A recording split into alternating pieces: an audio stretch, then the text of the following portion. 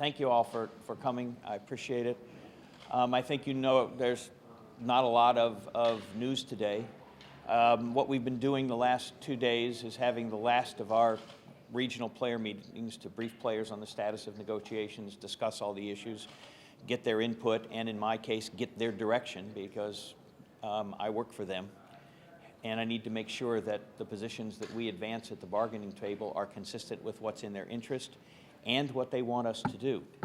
Players have been, as you know, very actively involved in the negotiating process. We have had something more than 60 that have attended negotiating meetings, many of them on multiple occasions, and they are an invaluable part of the process. Truth be told, from our side, they're the only part of the process that is essential. So we did that over the last couple of days. I think you know from the meetings yesterday that there was one full committee meeting yesterday in our office in Toronto with the representatives of the owners. There was an extended small meeting on Wednesday that I had with the commissioner with a couple of other people on each side, and there was another version of that also yesterday, discussing both substance and, just as importantly from a negotiating standpoint, procedure. What's the best way to talk about the issues we have to face to see if we can find a way to make an agreement? And we're scheduled to resume on Tuesday in New York at the NHL offices. And before somebody asks me what my prediction is, you know, a number of you have asked me this before, so I'll just jump the gun and assume that I would get that question sooner or later. I'm out of the prediction business. I've been out of the prediction business for a very long time, for decades.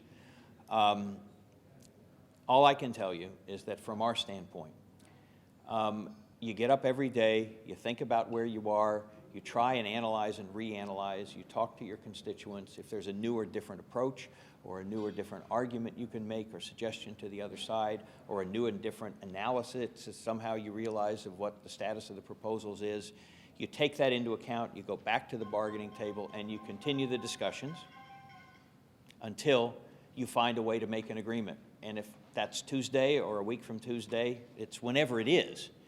And the process will take as long as it takes. The optimum, of course, is to get a deal done before this one expires, and we certainly hope that's the case, but we have to wait and see. And that's basically where we are. So we take a few questions, but as I said, there's not a lot of news. Yes? We're live on CP24 News here in Toronto. You've said all along that the only people talking deadlines are the league. There's an old expression that time's the enemy. Would more time help if you just sort of erase that deadline and continue talking? Is more dialogue and multi-log going to help get to a solution? Well, and I tend to look at it this way. If the object is to reach a solution before you have an interruption in the normal course of the season, in this case, training camps will be September 15th, then you have to wonder why it is that you're shutting things down at that point, unless your purpose is, you know, you think to get leverage. Problem in this industry is that history suggests that doesn't work, given what happened the last time. From our standpoint, we treat, on the player's side, the possibility of a strike as a last resort.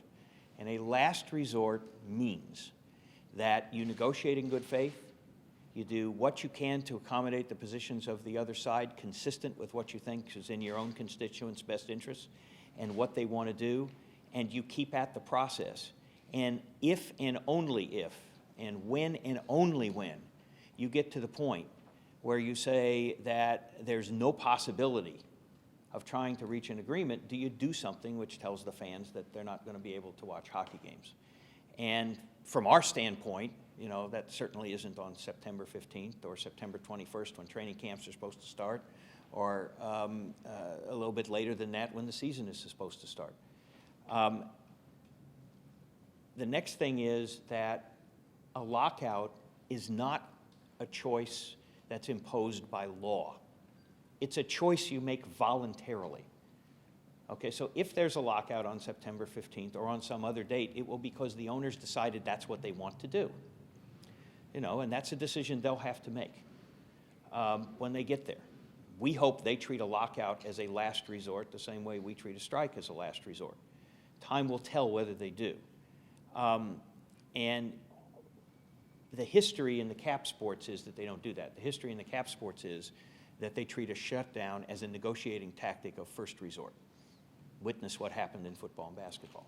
But I'm going to be optimistic until it's impossible to be optimistic, and we're not there yet.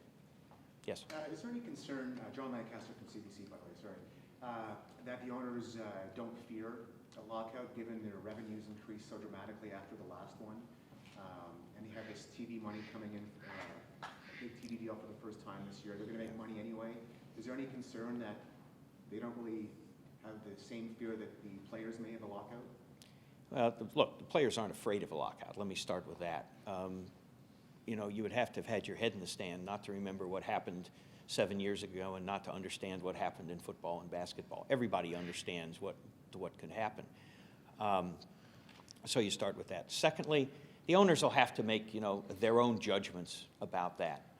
But we do have fans that we ought to be taking into consideration.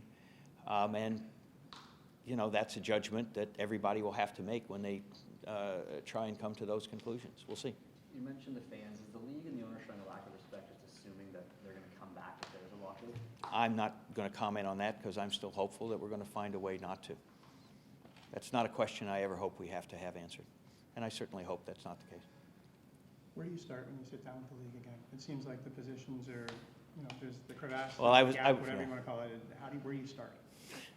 I suppose we could get into adjectives. We could have gap. We could have crevasse. Sometimes I listen to what you guys say, and I think maybe abyss is the right word. I don't know.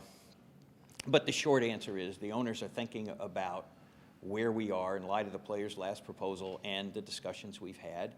And we're thinking about where we are, and we'll sit down and we'll talk about that on Tuesday. I can't tell you who's going to say what first. I can tell you it probably doesn't matter very much.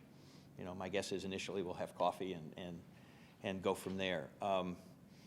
There is this notion, I think, sometimes when you haven't been involved in these discussions, that this is a formalistic process with sort of fixed rules about who says what when and under what circumstances, and at least in my experience, it isn't that.